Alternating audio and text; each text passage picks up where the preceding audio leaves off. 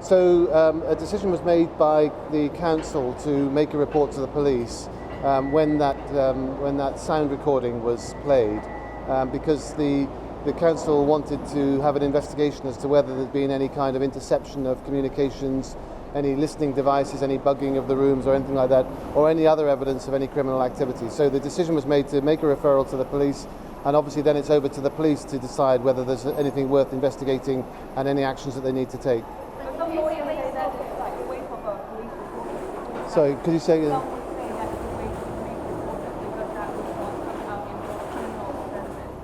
I don't think a referral to the police makes the presumption that there's been a criminal offence. I think it's a question being asked: has there been a criminal offence, and if so, do the police feel that it should be investigated?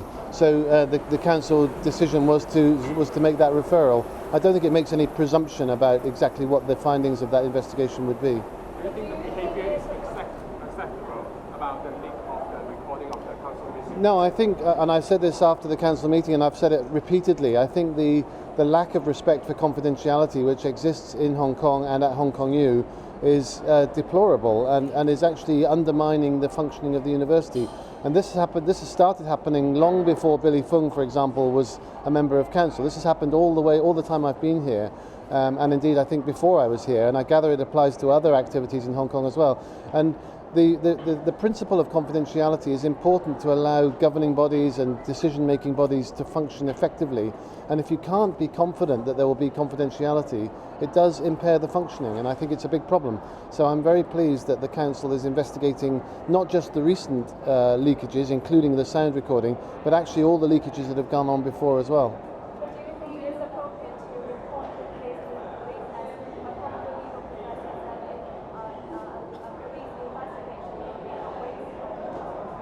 Well, whether the police use resources or not is entirely up to the police. So I don't think council's responsible for any waste of resources. I think what council has done is make a referral to the police, reported an incident, and then it's up to the police to decide how resources are deployed.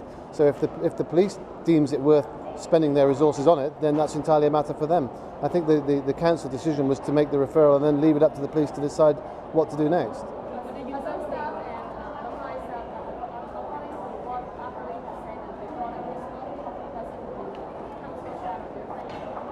I think there are a lot of opinions about what's been said, and I think everyone's entitled to their opinions.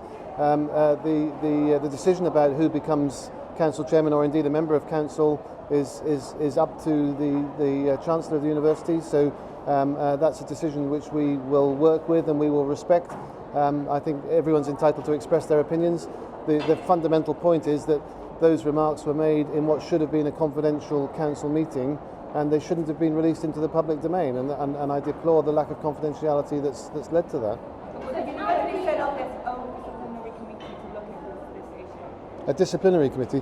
It's not. I mean, these things are not disciplinary issues. The disciplinary committee which the university has a set of disciplinary regulations which it checks behaviours against, and some council members are staff or students of the university, and some council members are not. So we can't have one set of rules for those council members that are students and staff and a different set of rules for the others. So these are very much a matter for council. The behaviour of council members, the conduct of the meetings, where the meetings are held, how confidentiality is ensured, all those things are matters for council. They're not a matter for the disciplinary regulations of the university.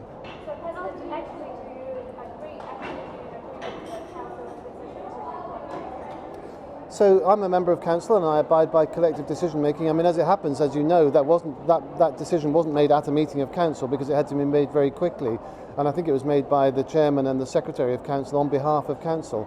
But I abide by council's decisions because I'm a member of the council and I approve of collective decision making. That particular decision to report to the police, I think, was a relatively straightforward one. A number of council members wanted it to be reported to the police. Council decided to do that. And as I say, I don't think it's fair to talk about a waste of resources, because basically what's happened is a report's been made, and then the people who are in charge of the resources and what use is appropriate and what use is not are the police themselves, and they will make that decision on the basis of the report. All council has done is effectively make a phone call. Did the police approach you to have evidence on this? No one's approached me. No. You have already said it exists for a long time for the leak of information. Yes. But do you agree with such behavior I think all breaches of confidentiality are unacceptable, and I think that obviously there have been some very dramatic recent examples, with this sound recording being perhaps the most dramatic, and I think that does compromise the functioning of the council. So no, I don't support it or endorse it at all, and I take the same attitude to all breaches of confidentiality, going back, as I say, long before the recent events. Another example I've often quoted is the leakage of the research assessment exercise results, which were made available to media sources before I'd even seen them as one of the university presidents. That makes my job very difficult. So this kind of lack of confidentiality does compromise functions, and I think it's deplorable. What are you going to do in the future to avoid such things happening? So obviously, again, in relation to council meetings, that's a matter for council, and it's already been debated to some extent at council, and I'm sure it will continue to be debated. How can we do our best to try and ensure confidentiality? There is always an element of trust, and if council members can't be trusted to respect confidentiality, then that does make the functioning very difficult. But council is certainly going to take steps to respect confidentiality. In all other aspects of the university, again, I'm forever appealing for confidentiality. My senior management team obviously has regular meetings. We discuss confidential issues, and I'm proud to say that we respect confidentiality, and that's been maintained very effectively during my time here. Unfortunately, the same doesn't apply to council. Comments on Joanna's cancer. At least that's what the public thinks. Do you think his comments would bring bad reputation to Hong Kong if he's going to be the candidate of the council? I think it's actually for Arthur Lee to respond on his own basis in terms of what he feels about the comments. I don't think comments made in a private meeting should be subject to public debate, and I think the fitness or otherwise of members for council is a matter for those people making the nominations, and in the case of the government, it's for the Chancellor.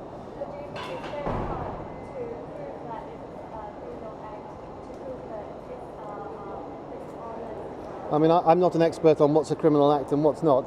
I think if there was incursion into the room, if there was planting of a listening device or something like that, then that potentially is a criminal act. But again, I think that's up to the police to decide. That's why we've made the referral, is because we're not the experts in making those decisions, and we need people who are experts to advise us. I'm sorry, I need to go. Yeah, okay, thank you.